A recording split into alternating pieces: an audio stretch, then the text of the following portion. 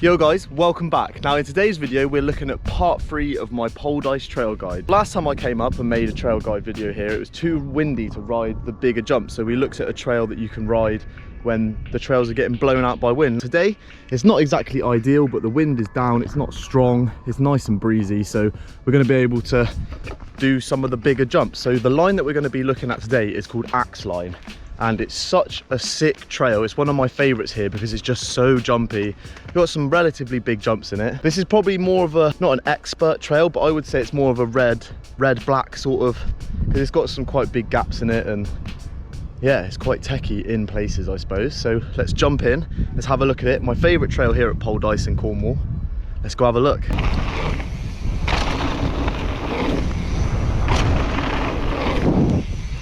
Okay, so starting off on Axline, as always at Poldice, we start at the very top next to this mine shaft. You've got the super sick views, and where we're going to be going is straight on, and you drop in down the roll in. We've looked at this roll in for Bermuda World in the windy video, and we've also dropped in here for Ridge Racer and Fine Line, which are those two trails there. You can catch the videos just here. So what we do is we roll in here, a few cranks, just to get a nice bit of speed going, and you're hit with the first feature, which is this super sick offset hip style jump. You can see where everyone rides it in the exact same place. You come off it, it's quite a big gap, to be honest. I remember being a bit nervous the first time I hit it a year ago, and it's got such a good landing because you can either land really shallow if you're not going fast enough, or you can really get the back up into here and go rup, straight in. Rup. Probably actually one of the more favorite jumps here because it's where everything starts off. You start the flow, you can really like turn your bike into the hip and get a really nice flow on. So then we're moving on. You're getting some pace now because obviously if you pedal down the ramp, you get a bit of a boost off landing this smooth, and then you're set up for this jump. Now I really want to mention the fact that when I first hit these, I was really nervous. I actually hadn't been hitting bigger gaps for very long at all, and my friend Ollie showed me how to do them, but they are quite scary gaps. They're quite severe, I think is the best way of putting it. So as I said, you got loads of speed, you come flying through here, and you hit this jump here. Now they've all recently been refaced, and that's definitely a good thing because I've waited until they got refaced so you get to see them in their prime. This is quite a big gap, what, 10 foot maybe or something? And this is also a bit of a hip. You can definitely straight jump it. I'm going to start using my helmet as a perspective guide. So as you can see, it's not the smallest jump, but it's a really good size. And this is one's really good because you obviously take off and it's also hipped, but you can really throw it round into the bank. I've seen people literally case their back wheel on this ridge here because they've whipped out so hard. But as I said, you can land it straight, but what you're actually better off doing, because of the next jump, which is definitely one of the better jumps on this trail, is you want to come out wider. You can actually see where everyone lands because you got quite a loose, severe turn into the next jump, and what you want to do is come wider so you make that turn easier for yourself, because you're then set up for this really kicky jump that actually comes out of nowhere. When I first hit it, I went round it a couple times because you have no time. It feels like you can't get the line perfect the first few times, and then once you've hit it, it's absolutely sound. I guess it's just that classic mental game. So we'll go down now and have a look at this jump here, and then we come into the first major feature.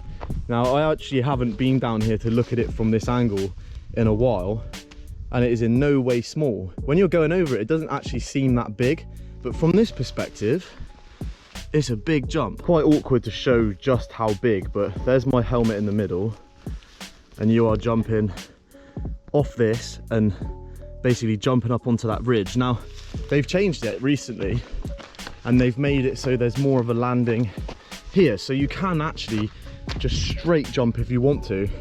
But generally you get so much speed out of this turn. If you're not braking too hard, it pops you and you can go super high.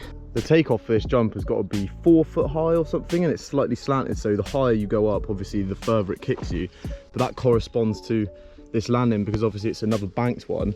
It's actually really similar to the very first jump we looked at where you jump into the bank, but obviously quite a lot bigger. But it's very forgiving. If you case this, it's not super severe or anything.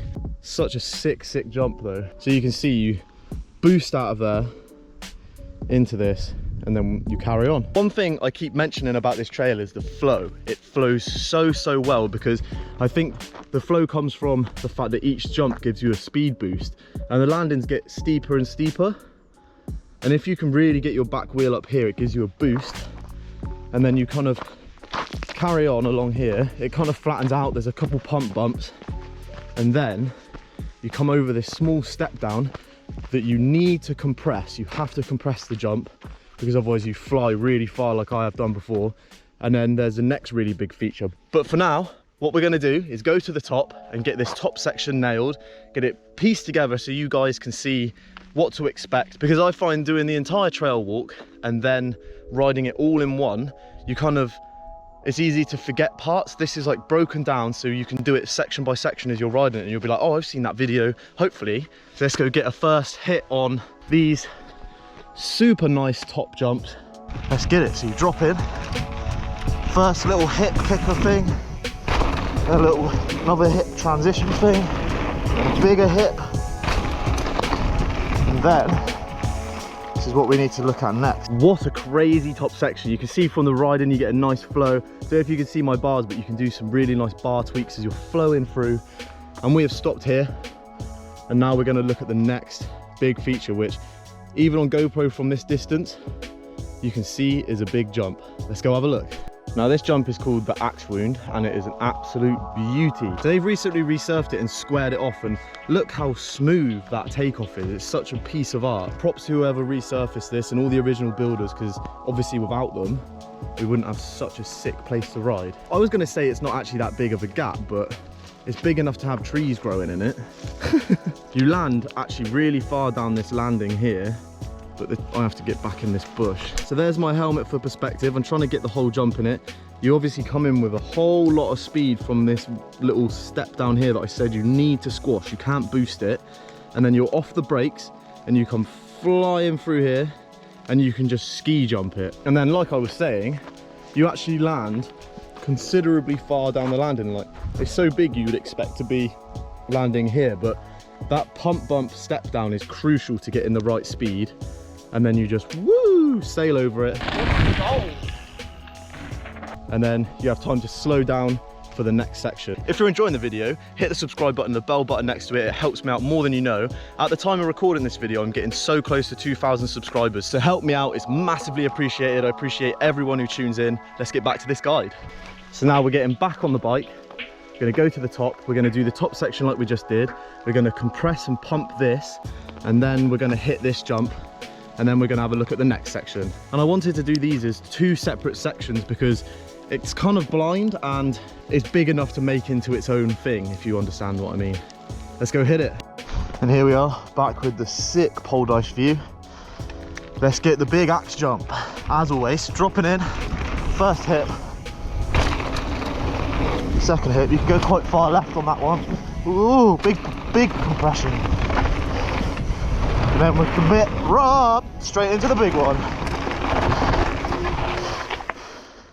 Oh, that's such a good jump. That's got to be one of the best jumps up here, for sure. So now that we've checked out this big feature jump here, Axline, and we've come flying through here, you brake. You want to be on the brakes a bit because the jumps actually get smaller from here. So you've got this little pop jump, which isn't, it's like 6 foot or something. But if you come in too hot from that, you just land absolutely flat off this. And I've always found that sets me up squirrely and badly for the following gap. So just kind of compress this one. You want to land, you get a good amount of speed, and this is where these jumps are actually quite fun, but this first one is blind, and that always messes with my head. You've got this bush growing in the middle, so you can't see the landing, and it's still quite a long jump, but it's obviously not like super kicky. You just kind of ski jump off it, but as you can see, when you're coming into it, you can't actually see the landing. So that always gets me a little bit. We have got a line to the left, which basically is a similar thing. We'll have a look now. Now, I actually covered this in the first video, which I featured Fine Line Trail on, but they've actually been maintained since, and they've had some work done on them, so it's definitely worth looking at again. Now, as I said, you can split off and do this jump here on the left, which is smaller. It's still quite a big jump. It's the fire road gap, so And then you have this jump, which is bigger, it's been moved back. It's got such a nice smooth whoop. But again, if you're coming in too hot, you can land really shallow off that jump. And I think it's even been moved back. So we used to land basically flat off it. But you can see that jump is a lot more mellow, so it's a lot less intimidating. And I think you can hit this one first and then move over to this one. But it's just quite a big pull. You've got a nice smooth landing. And then this is the one that's changed so much since last time. It's been built up, it's been brought back, and it's such a nice hip. And they've made the landing bigger, so you can either go that way if you want, or you can like kind of carve into the landing and kind of hip it round. You can see that that is a sizable jump. But you're also turning in the air. You can straight jump it, it's absolutely fine, but it's quite fun to kind of carve round. And then you come out of this jump with so much speed, you pop off this into the berm, and then you go down into the next section. So this is the middle section of the trail technically. It's called crossovers because obviously there's two jumps that cross over each other. So we're going to go up now to the top, drop in, do everything we've looked at, and clear these jumps, and then we'll carry on down and carry on as normal. Let's do it. First hip. The flow on this trail is just so nice. Whoa, big boost. Bit of a dead sailor, that one. Massive overshoot.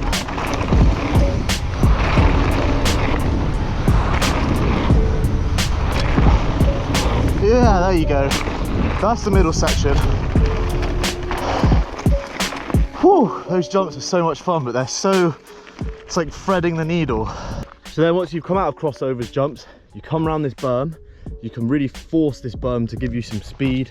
Then you have this wedge kicker jump. This isn't big, it's quite a long distance sort of thing. And then there's a very similar feature where you can pump down into this little braking ditch thing, and a nice little wedge jump. Again, quite small. You fly down here, so you've got the two wedge jumps, come down through here, and you've got this nice little kicker. It's quite a big gap again, but when you're riding it, you don't notice how big they are really. And then you come into the jungle table. Now this used to be one of my favorite jumps here before I got into all the bigger ones. This is a really good jump to practice jumping far, because obviously it's a tabletop, and when you're landing perfectly down the landing, it's quite a big size jump. So you can always come here. It's very sheltered from the wind as well. You can come here and session this jump and get really good at doing bigger gaps, and this kind of sets you up for all the other jumps really, because the lip's kind of similar. It's really good. And then you fly down into the next section. This is quite a bit of a runway, as you can see, and then it goes into another techie section. So what we're going to do is go up to the top and hit this section. Little wedge, and you've got the little step down thing into the table. Then you come through the motorway. I'm slowing down now just because you got this little bump, and then we'll get off and have a look at this bit. So you've jumped your way through the jungle jump, which is that gap there, come flying down the motorway, and then we're into a rock garden, which begins nice and mellow. You can kind of just let your bike bounce its way through. Gets a little bit more jaggedy here, and then you go into a slight shoot, and then it kind of mellows out a little bit here, turns into a little bit of single track. It's quite fun, this section. So then once you've gone through this single track section, it begins to open up, and you can start to see this super cool vista that is Poldice Mine. And the trail breaks into two options. Now we have the intermediate and we have the gnarly. I first rode this absolutely blind, and I followed someone off it without even realizing how gnarly it actually is. But look at that. And this feature actually looks like it's unrideable. It's really hard to show the perspective on this, obviously, but it looks like it's unrideable. There's like a ridge, you roll off, and it's quite mellow at the start, but then it goes super sheer. And the way I look at it is I imagine that my front wheel would go over it and I would go over the bars, but that's not going to happen because you can actually just roll straight off it. You can be on the brakes, it's absolutely fine. Maybe not when it's as wet as this, because it might be a bit slippery. Just ease off and let go, and it's got such a nice forgiving run out, you can just go for it. So this is the gnarly part where you roll down the rock face, absolutely sick. So now we're going to look at the intermediate section. Instead of turning left as you come down, you want to go straight on. It's a little bit overgrown, it's quite techy, but you basically just snake your way down through. It carries on as a single track trail, catching your pedals on all the bushes, and then you come out at the bottom. And this is a lot more rider friendly, maybe beginner friendly than the rock face. Hopefully this gives a good perspective of how steep that rock face is. Okay, so I'm going to drop in just after the jungle table just to do this bit, and I'm going to do the gnarly hardcore part because the other bit's just berm, so you can kind of see what it is and requires. A little bit of a stop there. That rock garden's pretty chunky. Off the little drop, take it to the left down into the gnarly bit and just roll off. So sick. What a feature. Cool, so we've done that section, we've looked at it all. Now we've got the very, very, very bottom section to look at. Boom. So we've rolled off that, we've crossed the road. You want to look both ways because it's a path. You want to be mindful of dog walkers, you want to be mindful of horse riders. Just be a bit mindful, we're sharing this place with other people. Come across the road, into this little dip, and you come up onto a crest, and then you drop in, and there's kind of this like rutted corner. I just mainline it, whoa, without falling over. I just go straight down the middle. Kind of a cool feature, super loose. Then you want to be scrubbing a small amount of speed off because it starts getting techy, and this is why I'm doing this in one section as opposed to all of it in one, because this bottom section can actually catch you out quite a lot. And then you've got this super, these rocks are slippery when they're wet, and it's like a chute. The best line, I think, to the left and then cut in. So we'll go down it. Mind out, Mr. B. Oh, it looks like nothing, doesn't it? Rocky steps in the wet, they're kind of slippery, so I say stay left, ride round, then you come into this little rut in the rock here, and then you come out into the flat. Over these roots, you can like pop them, and then you've got another drop, and then you just ride the trail all the way along, and it just ends. But as I said, this part here is the super techy downhilly bit. Once you're riding it, it's absolutely fine because you kind of just blur through it, but it is quite steep, so just bear that in mind. Very last bottom section, and then it's time to do a full lap, baby. I'm going to drop in off this rock chute, just rolling in, leaning back, careful no one's coming. Then we go into the chute, very slidey, very slidey. Whew. Lean back, little drop off that. There we go, we're at the very bottom of the trail now, top to bottom.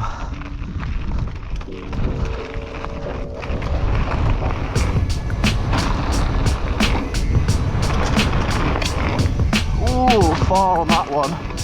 Into the big jump. Ooh, super far. Feeling the wind on these. Actually really good. Case super heavy landing. What? There we go, I was worried about getting through those in the wind. Now we go into the bottom section where we got the wedges and we hit the table. Nice smooth jump into the motorway. Whew. Hit the little bump into the rock garden. Little pause there. Such a good run when you do it all together. Come up to the gnarly bit. Rider crossing. Give them a little shout just in case there's someone there. This bit's the nice and tack. Pop and out to the bottom. And there we have a full run of Axline. Woo! Oh, sick. What a trail. I reckon the top section with the hips is my favourite. Then definitely this bottom section here. I love a bit of tech after some jumps. Love it. There we go, guys. I've managed to use up all of my GoPro battery, so I've had to come back to the van and charge up a little bit. I hope you enjoyed this guide and insight into Axline, which is one of my favourite trails at Poldice. It's got everything you could want, from jumps to tech to steep stuff. If you aren't subscribed yet, hit the subscribe button and hit the bell button next to it. It helps me out more than you could ever know. Coming up, some recommended videos from me, guys. I hope you enjoyed. Catch you again soon. Shred on.